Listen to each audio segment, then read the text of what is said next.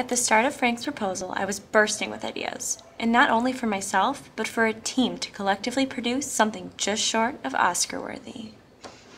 Thus, I began to diligently practice using the recorder and study iMovie to ensure my film would be all I hoped and dreamed it would be.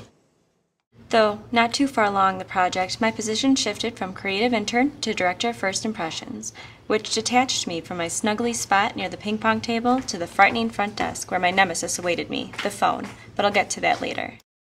For now, let me just start from the beginning.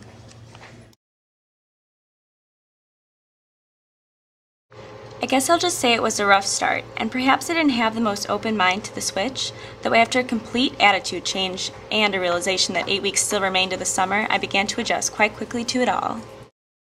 Having such responsibilities, for example calling taxis or sending important gifts to clients, scared the hell out of me. Well, of course that sounds a little silly now, but that's how I felt only a few weeks ago. It's like what Aaron said during lunch one day. It's like when we were in elementary school and those high school students seem so big and the college students seem so ancient. I felt like a little child inheriting all the responsibilities of an adult, and I could not believe I was entrusted to behold them. My first obstacle was most assuredly the phone. Oh, the phone. It never rang when I was free of things to do. It only rang when I was in the middle of copying receipts for Sam, or 8 feet up a ladder stocking food. Not to mention whenever I wanted to go to the bathroom or get a fresh cup of coffee. So carrying the phone around with me became second nature, as did the greeting when I answered. Good afternoon, thank you for calling Maddock Douglas. Samantha speaking, how may I help you? Now, I have to say, the phone and I are all right. We still have our moments, but I'm glad I got over my fears of transferring an important call to the wrong person or accidentally hanging up on someone. My next obstacle was delivering mail, my least favorite job of all.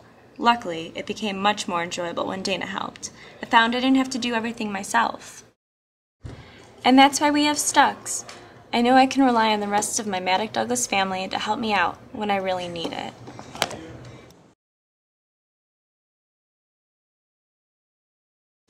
I have to say, the best part about being up front would be when people came to visit me for candy or bananas, or simply just to say hello. Being up there alone for 5 hours is mildly depressing. Some people enjoy lengths of time of solitude. I am just not one of those people. Sure, I had the guitar, and I had my markers, but it's tough to get inspired when you're lonely.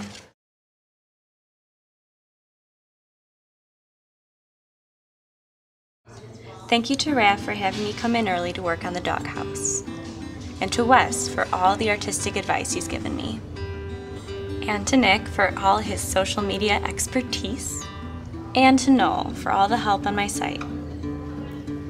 And for Jennifer, thank you so much for helping me get accustomed to the front. And Chad for always inviting me to your parties.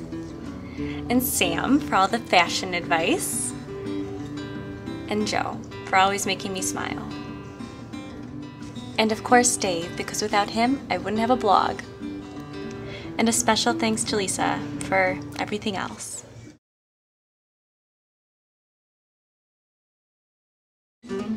Eleanor Roosevelt said, "You must do the things you think you cannot do."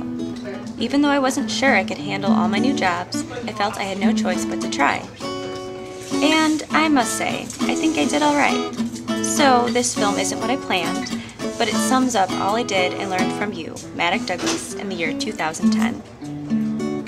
So thank you to everyone for having me back one more year and giving me new experiences and tons of laughs. I appreciate it.